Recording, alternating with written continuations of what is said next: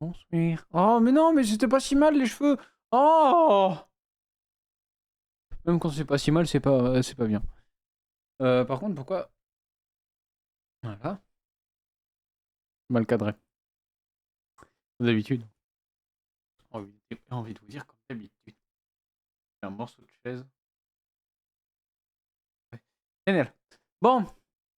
Ce soir, on se retrouve. Ouais, il y a de la musique. J'ai eu un doute s'il y avait de la musique, mais après j'ai vu ça. Je me suis dit, si c'est bon, j'ai mis la musique. Non, on va se retrouver du coup, comme tous les samedis, on va faire du petit react. Je sais pas ce que c'est exactement Serena, je suppose que c'est un jeu. Je ne sais pas exactement. On verra bien. React à la vidéo de Ego. Serena, le grand simulateur d'évolution. Avant c'était la planète des oiseaux, mais il a changé le titre. Du coup j'ai mis la planète des oiseaux, j'ai mis l'ancien titre. Je trouve ça drôle. Ensuite, comme d'habitude, on va ouvrir des cartes en écoutant de la musique. Et ensuite, on va jouer à Satisfactory. Voilà. Train, train, train, train, train. Ça va être le titre que je vais mettre pour Satisfactory. Train, train, train, train, train. C'est bien, non? Ouais. Bref. Voilà. Et ça. Oui, c'est bon, il n'y a pas le compteur. Oui, on est samedi, Coquille. Oui.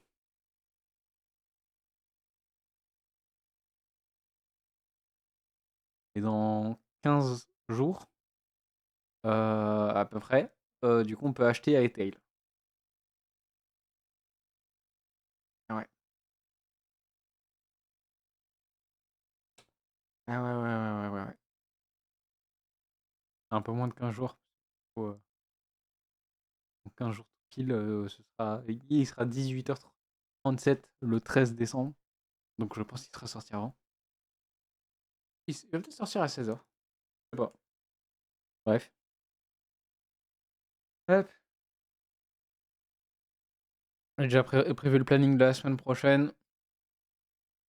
Tout est beau, tout est propre. Tout est un école. Tout est carré. Hop. Voilà. Bon, allez, on lance ça. Je vais couper la musique.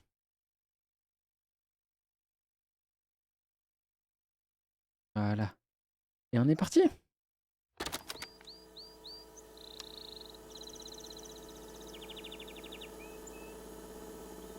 Je sais pas si c'est trop fort ou pas assez fort.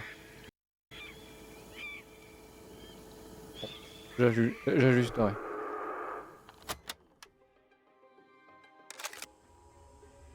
La planète Que Terre. se passerait-il si on lâchait sur une petite planète Terra? Pourquoi à chaque fois que je regarde une nouvelle vidéo YouTube, il y a les putains de sous-titres? Je vais péter un câble. Toutes les vidéos YouTube, frère! Je les enlève à chaque fois! Formé quasiment uniquement des canaris. Pas plus. Que se passerait-il si on laissait cette seule espèce évoluer dans des dizaines de niches écologiques différentes, sans aucune intervention, et en leur laissant quelques centaines de millions d'années pour évoluer? Qu'est-ce Quelques. que ces canaris deviendraient?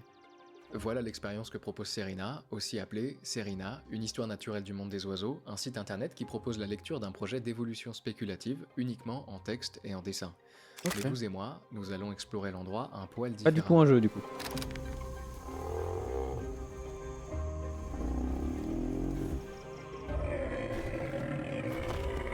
Pew pew! I'm a bird! Avant de nous y mettre, permettez-moi de vous présenter le partenaire éducatif de cette vidéo, Duolingo. Langue, mathématiques, musique, voilà ce que vous allez pouvoir y apprendre de manière ludique et parfaitement gratuite. Avec Duolingo, vous avez oui. accès à plus de 100 cours dans 41 langues, l'anglais, l'italien, le latin, le zoulou, autant vous dire que Ah vous là avez là. quoi faire, et ce de manière divertissante. Apprendre avec Bon, Duolingo, ce que j'espère, vous avez accès à des quêtes, des c'est défis, que le des jeu défis, qu'on va des jouer après, déplacements, TCG la Card création Shop du pétale de Simulator, votre aventure, une étape comme ludique d'habitude, c'est et le même jeu. découverte. Duolingo s'assure Oh, il y a que, mis à jour, où que tiens. vous soyez Je vais et faire quel que maintenant. soit le temps dont vous disposez, vous puissiez apprendre. Quand C'est vous quoi la allez mise à jour? statuer dans le métro, dans le canapé, en salle d'attente, hop, on sort le Aujourd'hui. téléphone, on franchit une étape et on passe à autre chose. Worker L'objectif, c'est de update. progresser, en anglais par exemple, And je serais bulk donation plus box. amusant, à Oh! votre rythme, un pas après l'autre, quel que soit l'objectif. Un voyage, un examen, une envie de s'ouvrir Ah, à de une nouvelle bulk profession, donation quoi que ce soit de box. plus. Après les langues, Duolingo permet désormais Customer d'apprendre will des français et walk des mathématiques. by a, Entraîner son oreille, to lire des grab citations, apprendre au to rythme grab d'un autre. anything Tout inside. ça, c'est gratuit. And will have a Si high vous êtes chance intéressé, je vous to invite leave a à good voir dans la review. description, vous y trouverez de quoi Oh, commencer votre aventure. j'ai hâte de voir Ceci ça. étant dit, retour à On la dira mission. ça après. Oui. Hop, on va. Voilà, Serena. 500. Son adresse cosmique nous est inconnue, on n'est même pas certain qu'elle se situe dans notre galaxie. Ce qu'on sait en revanche, c'est qu'initialement Serena c'est une lune. Plus précisément, c'est la lune d'une planète géante gazeuse dans la zone habitable d'un système stellaire lointain, une lune qui fait les 2/3 de la taille de notre Terre. Un beau jour, une entité dont nous ignorons tout et que j'appellerai l'autre entreprend de terraformer cette lune de manière à lui donner des caractéristiques similaires à celles de notre Terre à nous. L'objectif, c'est que cette lune initialement stérile puisse, à terme, accueillir de la vie. Pour cela, l'autre entreprend la formation d'une atmosphère similaire à la nôtre, il stabilise la rotation de la lune et l'incline légèrement de manière à reproduire les saisons et le cycle jour-nuit que nous connaissons bien. Les terres de Serena forment au début un supercontinent unique appelé Cyrus, en forme d'arc reliant 5 grandes masses terrestres par des isthmes étroits.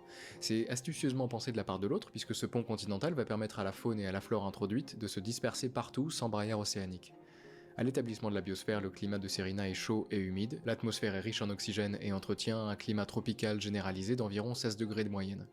Aucune calotte glaciaire n'existe, seules les extrémités. Bah ouais, t'auras ta 3ème année de sub. Et un de ces quatre, faudrait que je refasse les badges. Après la statue. Il y a la statue à faire avant. Je dois payer pour ma chaudière. Ensuite, je dois payer pour ma statue. Et ensuite, j'ai de l'argent. Il faut que je mette de côté aussi pour l'été prochain. Bref. Pas pour maintenant.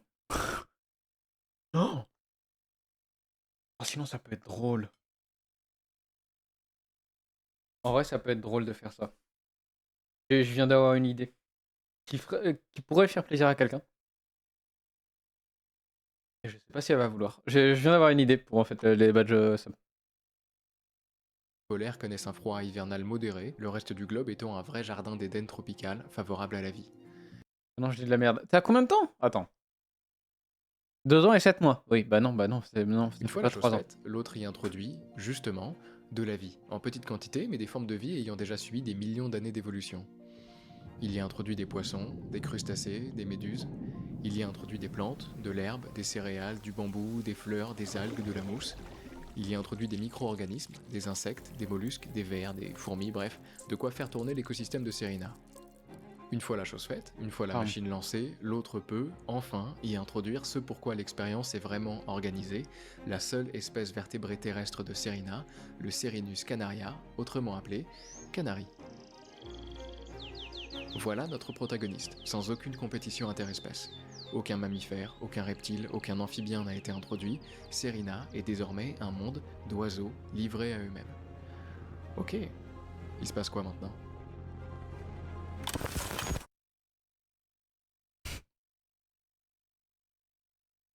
Le moment où le moment du WE. Hein? Bah ouais. J'ai pas compris. C'est un jeu. Weekend. Ah! Trop d'abrégé là. W. Ça pouvait être un jeu, ça pouvait être. Oui, je tombe malade comme un chien. La vie que lundi matin je vais au médecin. Ça va faire un arrêt maladie pour lundi et mardi. Bah en fonction ouais, de comment tu te sens. De toute façon, tu vas te sentir malade jusqu'à dimanche soir. Lundi, tu vas te réveiller, tu vas être en mode putain, je vais bien fait chier.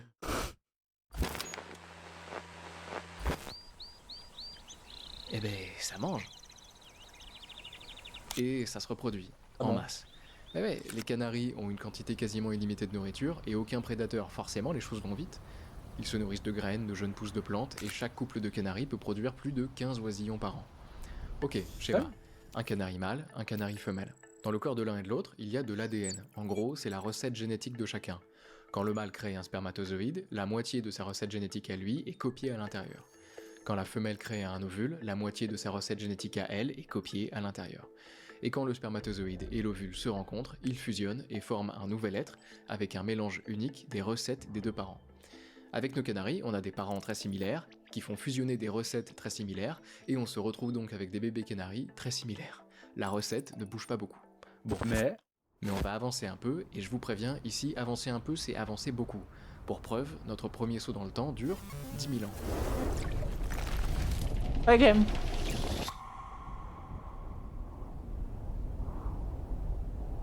Après plus de 7000 générations, les canaris se répandent lentement sur les 5 grandes masses de terre.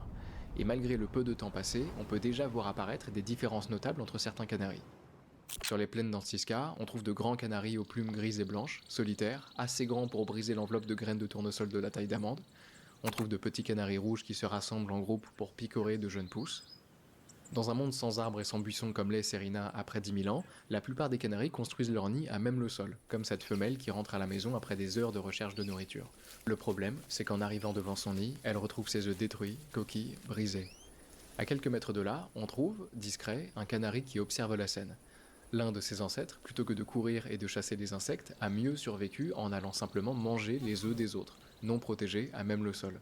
Ça a fonctionné, les gènes se sont transmis, quelques dizaines ou centaines d'années sont passées, et voilà, on a une population de canaris spécialisés, des canaris mangeurs d'œufs. Déjà, Serena perd son innocence. Les canaris ne sont plus tout à fait en sécurité. Mais, danger mis de côté, comment toutes ces différences sont possibles? Pourquoi 7000 générations après avoir introduit une seule espèce de canari, qui se transmet la même recette en boucle, on trouve autant de diversité? Ça, c'est l'évolution, à savoir le processus par lequel les espèces vivantes se transforment et se diversifient au fil des générations. Et c'est l'occasion pour moi de dépoussiérer le concept. Quand j'entends parler d'évolution aujourd'hui, déjà soit on la remet complètement en question, soit j'ai presque l'impression qu'on me présente une créature consciente, une sorte de petit dieu, comme si Mère Nature prenait forme et en fonction des environnements et des événements, décidait de modeler une créature de telle ou telle façon. C'est vraiment comme ça qu'on en parle, comme d'une force intelligente. C'est tout le contraire. Déjà, l'évolution, c'est pas une entité dotée de conscience, c'est un processus complètement aveugle, affreusement lent et fondamentalement chaotique. Et c'est tout aussi magnifique. Un Retour à chouïa. notre couple. Un chouïa. Si les canaris se transmettaient en boucle des gènes dont les versions étaient identiques, même en piochant au hasard dans leurs réserves, il n'y aurait pas de changement. Nos canaris jaunes de 11 cm et de 15 grammes resteraient des canaris jaunes de 11 cm et de 15 grammes. Non, ce pourquoi l'évolution fonctionne comme elle fonctionne, c'est l'erreur. La mutation. En gros, dans le code, quelque chose dysfonctionne.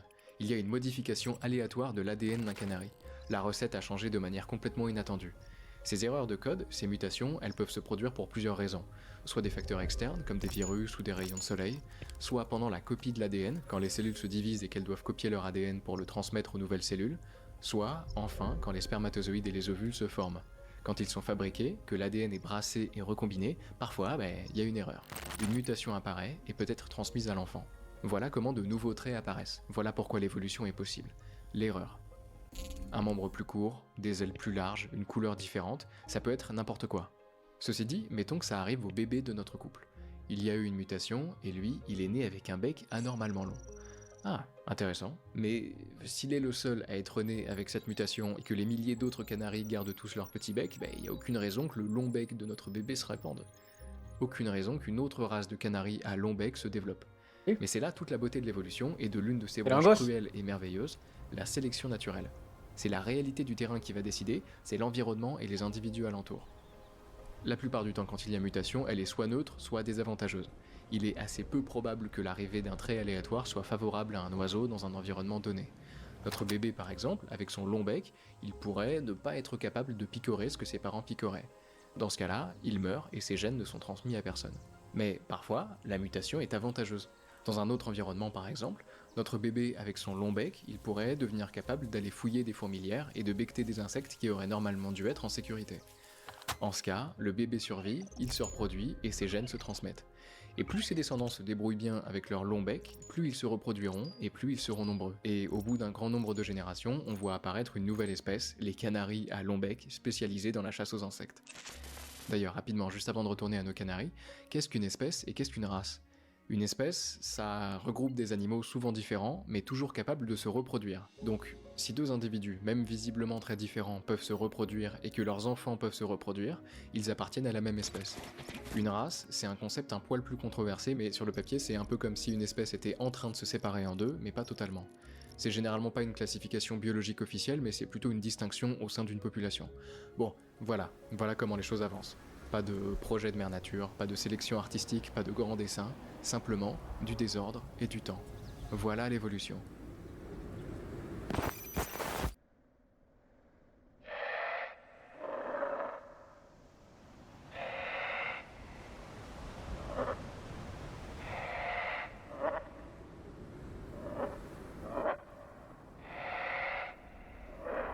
15 millions d'années après le lancement de l'expérience, le long de l'équateur, au centre de l'océan, se trouvent les îles Kiran. Des îles sur lesquelles vivent notamment l'une des plus grandes espèces d'oiseaux de Serena, les trapus.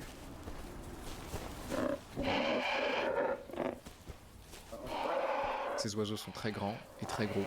Leurs ailes sont atrophiées, complètement inutiles, et ces deux traits, très grands et ailes atrophiées, ne sont pas étonnants étant déjà étudiés en biologie. Voler quand on est un oiseau, ça a un sacré coût énergétique.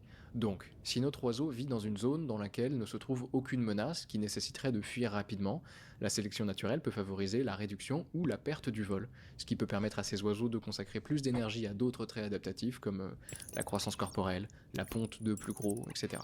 Et sur Kiran, les trapus n'ont pas de prédateurs, donc pas besoin de fuir rapidement, donc disparition progressive des ailes et proportions massives, jusqu'à 3 Oui. mètres de haut et 400 kg. Ils bougent lentement, ce qui ne pose aucun problème, personne ne les chasse, ils peuvent se contenter de manger ce qu'ils trouvent, des pousses, des noix, des feuilles.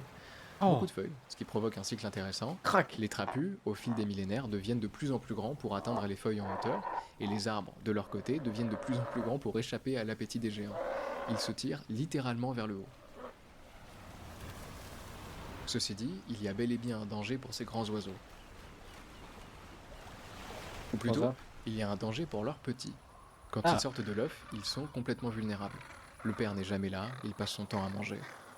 La mère, en revanche, reste avec eux pour les protéger et les nourrir, restant généralement plusieurs jours à côté d'eux, dédiée tout entière à ses enfants.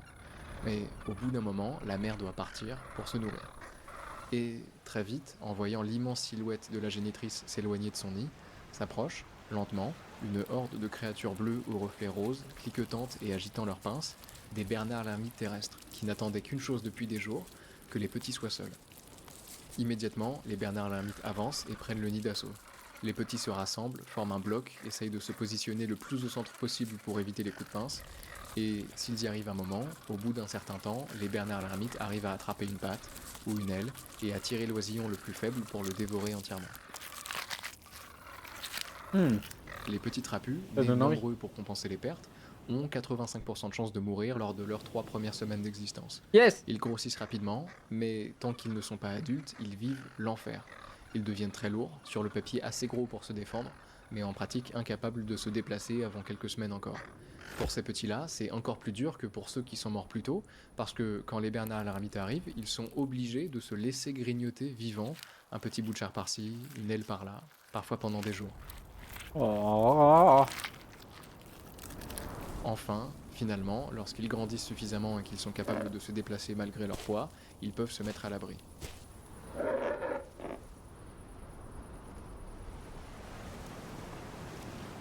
Les mâles vont pouvoir passer leur vie à manger, les femelles à voir la majorité de leurs petits disparaître. C'est la vie. En Ouais. tout cas sur les îles Kiran.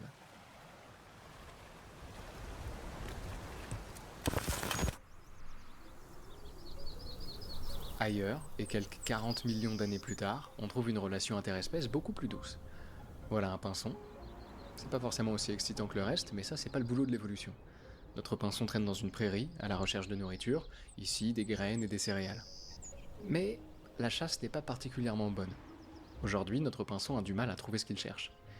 Ceci dit, après quelque temps, il entend quelque chose.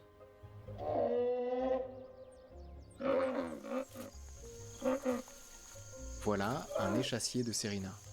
Comme le trapu à son époque, c'est lui aussi un oiseau géant herbivore. Enfin là on grimpe encore d'un niveau, puisque l'échassier est capable d'atteindre 12 mètres de haut et de peser plusieurs tonnes. Ah ouais. Sa taille le protège de la plupart des prédateurs, Pas c'est mal. souvent pour ça d'ailleurs que certains animaux deviennent si gros, ce qui lui permet de manger en paix. Enfin, en paix, oui et non. Certains échassiers ont de très petites plumes emmêlées qui forment une sorte de fourrure. Une fourrure qui se trouve être l'habitat privilégié de petits insectes, ce qui embête forcément les géants incapables de s'en débarrasser. Mais ils ne sont pas seuls, ils ont des compagnons d'une autre espèce que vous connaissez en fait déjà, des pinsons insectivores. Ces petits oiseaux, beaucoup plus semblables au canari original, s'installent régulièrement sur les corps gigantesques des échassiers et picorent les insectes qui leur passent sous le bec. Le corps de l'échassier est devenu une sorte d'écosystème miniature. Son sang nourrit les insectes qui sont dévorés par les petits prédateurs que sont les pinsons, qui maintiennent un environnement viable. Pas mal.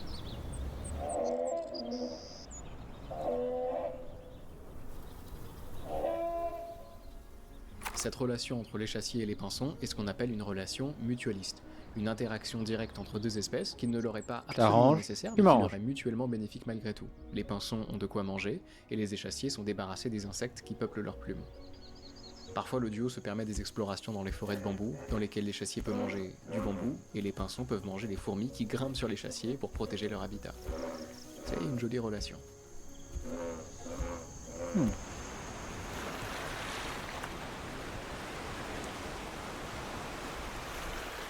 Après 50 millions d'années, les oiseaux ont investi les océans. Tous les océans de Serena. Il peut paraître curieux de voir des animaux passer, même progressivement, d'un environnement terrestre à un environnement entièrement aquatique, radicalement différent. Mais c'est plus ou moins exactement toujours pour la même raison, la nourriture. Certaines créatures terrestres trouvent parfois de la nourriture dans une rivière ou en bord de mer, et pour certaines d'entre elles qui passent de plus en plus de temps dans l'eau à chercher et à trouver de la nourriture, la sélection naturelle va faire son boulot et leur permettre d'y rester un peu plus longtemps, et encore plus longtemps, et toujours plus longtemps, jusqu'à, à terme, après des millions d'années d'évolution, pouvoir y rester en permanence. Ça prend du temps, forcément, mais sur Salut, Vortex. Serena, la ressource est abondante.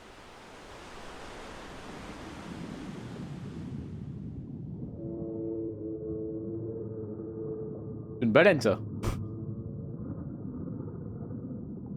Au nord, on trouve l'espèce des baleines-oiseaux. Bah voilà. De grosses créatures, au nom pas franchement inspiré. Dans l'océan, vous l'avez peut-être déjà remarqué, le gigantisme est plus commun que sur la terre ferme. La poussée d'Archimède leur fait moins subir la gravité, l'absence de saison marquée dans l'océan permet une alimentation continue tout au long de l'année, le déplacement est aussi plus efficace dans l'eau, donc il est moins vorace en énergie, et en plus de ça, les grands corps ont un avantage thermique, ils sont moins sensibles au froid. Bref, plein de raisons qui font que certains animaux aquatiques deviennent géants, comme nos baleines-oiseaux. Compréhensible. Ces animaux se nourrissent de poissons, de plancton et d'autres invertébrés marins. Leurs ailes ont évolué de manière à servir de nageoires. Leurs corps sont presque totalement dépourvus de plumes, recouverts d'une police, et ils se maintiennent au chaud grâce à une Merci, épaisse couche de Vortex. graisse isolante. Les baleines-oiseaux ont développé ce qu'on appelle des pseudodents, des excroissances osseuses ressemblant à des dents leur servant à retenir leur proie, et des structures ciliées sur la langue leur permettant de filtrer le plancton. Et tous ces traits ne sont pas uniques aux baleines-oiseaux. On me fait penser aux baleines. Quelques dizaines de millions d'années plus tard, on trouve dans les océans le snark géant, dont le clade est issu de mollusques gastéropodes ayant radicalement convergé vers une forme de poisson-raie. Comme le baleine-oiseau, il possède de grandes nageoires et une bouche large avec des structures filtrantes pour capturer le plancton. À la même époque, on trouve aussi la baleine râteau, qui, elle, a évolué à partir d'un des poissons initialement amenés sur Serena. Cette créature a développé une méthode d'alimentation par fouissage-filtration, en raclant le fond marin, en aspirant l'eau, puis en la recrachant tout en filtrant et en gardant les organismes qui y étaient cachés. C'est rigolo, non? Qu'on ait des Ok. organismes issus d'oiseaux, de mollusques et de poissons qui se sont développés de manière similaire. Et c'est pas une coïncidence, c'est ce qu'on appelle la convergence évolutive, quand des animaux différents sont placés face à des pressions sélectives qui les font évoluer de manière similaire. Par exemple ici nos oiseaux, nos mollusques et nos poissons, ils ont tous été placés face à des pressions sélectives similaires. L'abondance de plancton dans les mers polaires, la nécessité d'une propulsion efficace en milieu aquatique, etc. Pour les planctons, nos animaux ont tous développé à leur manière un système de filtration pour les piéger. Pour la propulsion, ils ont développé des nageoires à partir de membres différents. Pour les oiseaux à partir de leurs ailes, les mollusques à partir de leurs pieds, les poissons à partir de leurs nageoires. Des espèces radicalement différentes, placées face à des contraintes similaires, se développeront de manière similaire.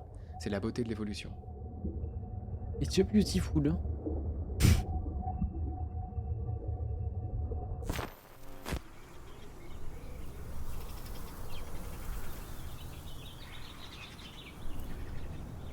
100 millions d'années plus tard, il fait bon. En tout cas, il 100 fait millions. bon dans les forêts tempérées de Serena. Dans son terrier, une petite créature, bien au chaud, Oh, elle a faim, et ça n'intéresse personne. ça me terrifie. Plus haut, dans les arbres, c'est une toute autre histoire. Ce moine-mouette s'occupe de son nouveau-né depuis quelque temps.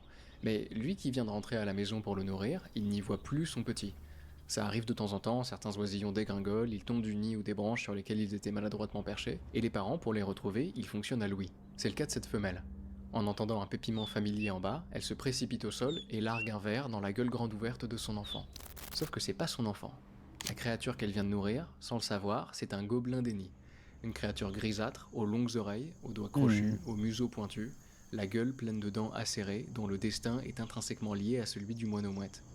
Quelques minutes plus tôt, quand il a entendu un oisillon tomber du nid piailler pour appeler ses parents, le gobelin est lentement sorti de son nid, s'est rué vers la source de l'appel et a dévoré le petit.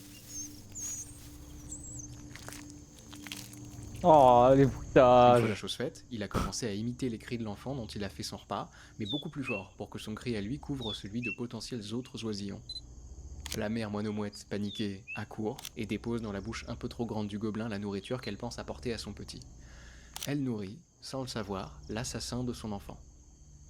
Ça, c'est ce qu'on appelle du parasitisme aviaire. C'est le fait de tromper d'autres oiseaux pour se faire nourrir.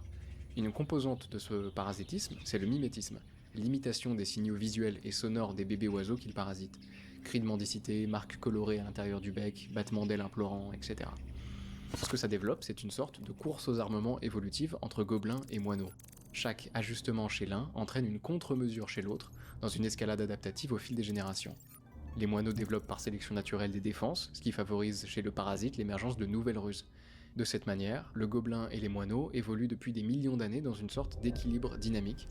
Et encore une fois, ces comportements en apparence calculés ne sont en réalité que Ça la penche d'un succession côté, d'étapes ensuite façonnées par l'autre, le temps et la ensuite l'autre, sélection. ensuite Aucune l'autre. adaptation n'est consciente, elle est simplement le résultat d'une mutation et du travail de la sélection naturelle. Saleté. Saleté.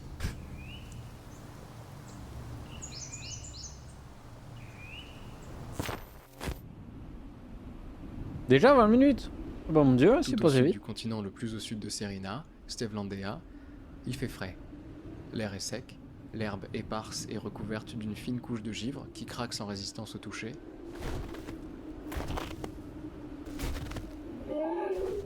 Ouais, je vais dire, ça a l'air balèze le jeu. Oui, c'est balèze. Surtout le toucher du Sérine Tyran Goliath. Là, plus ou moins n'importe quoi craquerait. 2 tonnes, 9 mètres de haut. Le Goliath est un super prédateur, Oui. donc un prédateur qui se trouve au sommet de la chaîne alimentaire. L'absence de prédateurs sur Serena a permis aux Canaries de remplir cette niche des super prédateurs, comme toutes les autres d'ailleurs.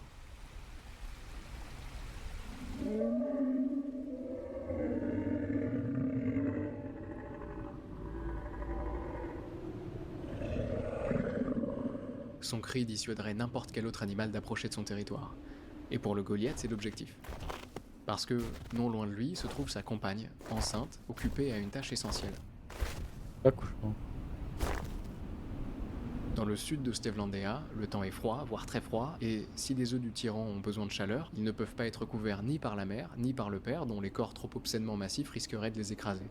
Mais ils ont trouvé une solution. La région est volcanique, et les sources chaudes sont monnaie courante. Et si la femelle tyran ne va pas pondre ses œufs dans l'eau, elle peut en revanche les enfouir sous une couche de terre chauffée par la chaleur géothermique. Et les laisser dormir. C'est que c'est intelligent. Un animal qui existe qui fait à peu près ça. Je sais pas si c'est les autruches.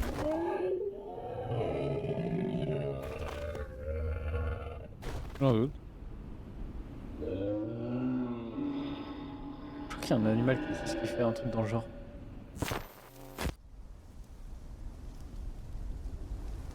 Pour la première fois, je vais me permettre de revenir en arrière de quelques dizaines de millions d'années. Je casse la règle et c'est vous dire l'importance de la prochaine espèce que je veux vous présenter. Nous sommes au sud de l'équateur, dans une forêt tropicale dense, humide et riche en vie.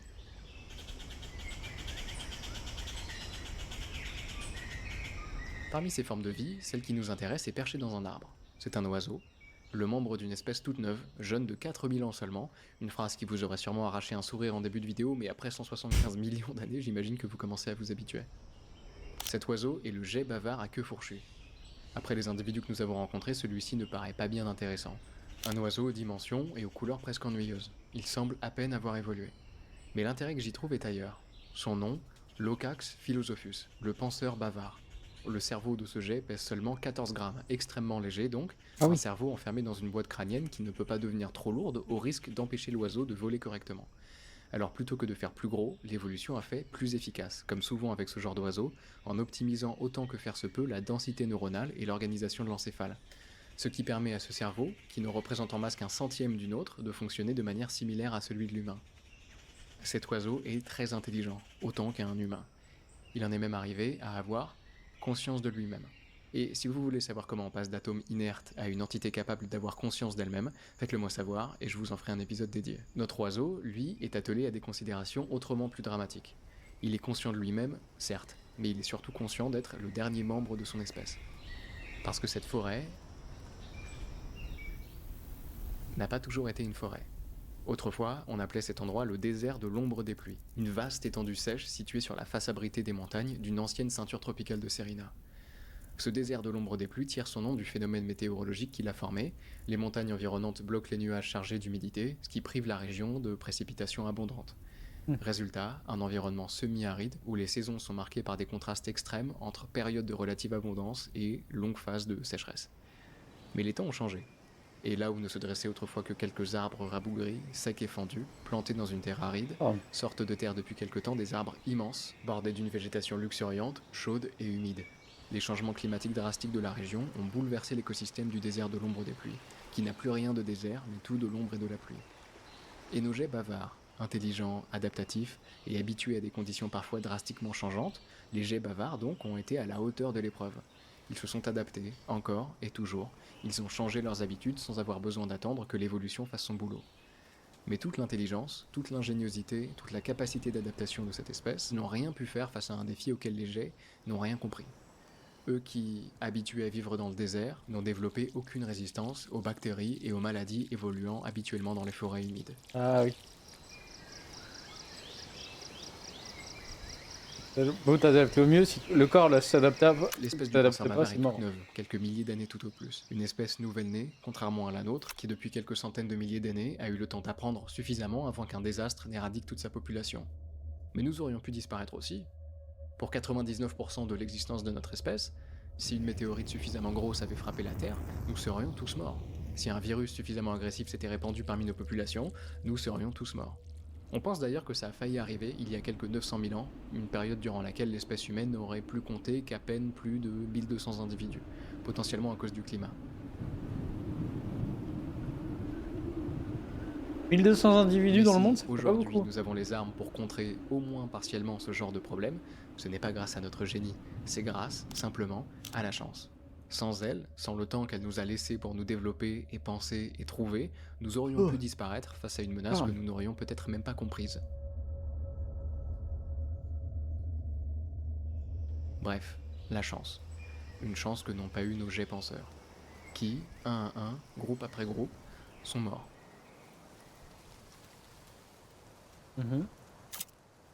Il ne reste plus que celui-ci, tout en haut de son arbre, le dernier survivant, la tête pleine de questions. À ses côtés se trouve... Et je dors pas, non mais oh. tu dois dormir. Ça veut dire Quelle quoi, indignité. Ça veut dire que tu te lèves et tu dors. Quelle indignité de mettre ça. une Mais oh. femelle d'une branche similaire mais pas On regarde identique la à vidéo sienne, tranquille, là. près de laquelle il a trouvé refuge. Merde. Il peut profiter de la chaleur de sa présence, de la beauté de ses appels, du confort de son groupe, mais ses capacités cognitives n'en restent pas moins nettement plus élevées que celles de ses nouveaux compagnons. Le dernier représentant d'une espèce géniale mais disparue. Des pensées plein la tête, sur ce qu'il est, d'où il vient, sur la vie, la mort, le sens. Des questions auxquelles il ne trouvera jamais de réponse. Le monde n'en a pas laissé l'opportunité à son espèce.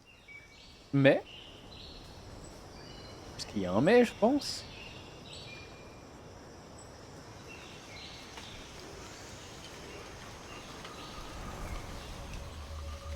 Non. En parcourant les millénaires sur Serena, on fait la rencontre de créatures de plus en plus différentes, parfois presque absurdes d'aspect, et qui peuvent nous sembler, au final, un peu tirées par les cheveux. Quand on regarde ce machin, ou celui-ci, ou celui-là, on se dit que c'est une jolie expérience de pensée, mais que Serena n'est malgré tout rien de plus qu'un excès de créativité de son auteur, qui s'amuse à accentuer des déviations génétiques trop importantes pour être réaliste. Et puis, on se souvient finalement que c'est exactement ce qui s'est passé chez nous. En fait, sans même parler des ancêtres communs aux primates ou aux mammifères, il s'est même passé chez nous nettement plus impressionnant, puisqu'il a existé, il y a 3 à 4 milliards d'années sur Terre, l'une des créatures appelée Luca, l'ancêtre commun de toutes les formes de vie qui peuplent notre planète aujourd'hui. Toutes. Ce petit machin dans sa flaque, c'est l'ancêtre de toute la vie qu'on connaît aujourd'hui. C'est l'ancêtre des bactéries, des archées, des protistes, c'est l'ancêtre de tous les champignons. C'est l'ancêtre de toutes les plantes. Oh.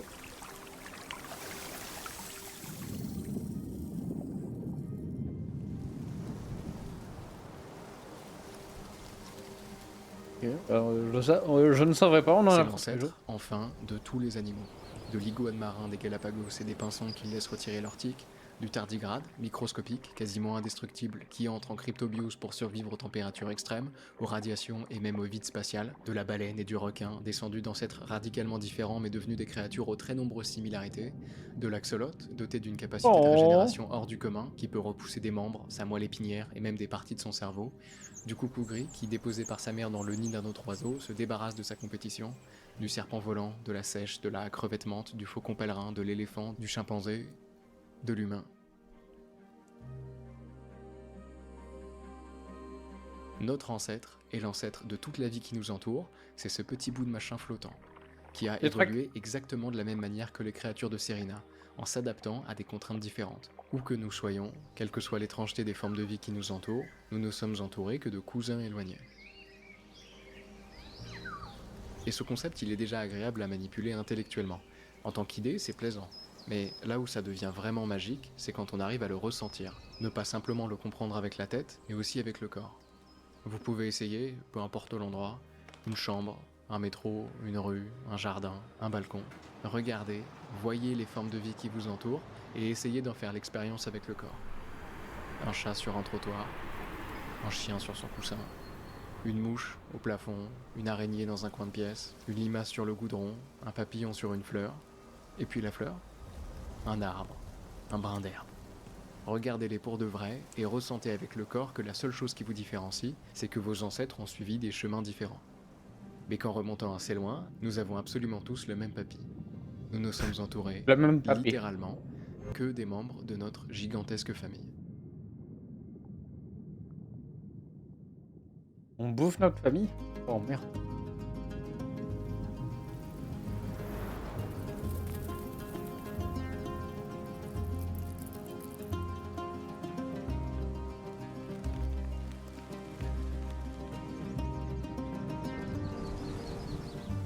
Grave.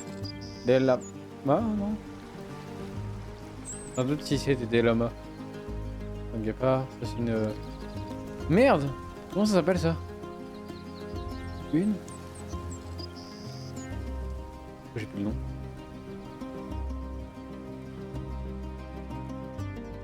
Une crête. Oh, ils sont mignons! C'est un panda polaire. Panda roux. Si je dis pas le bon nom aussi, à un moment donné, ça va être beau. Hein. Ouais!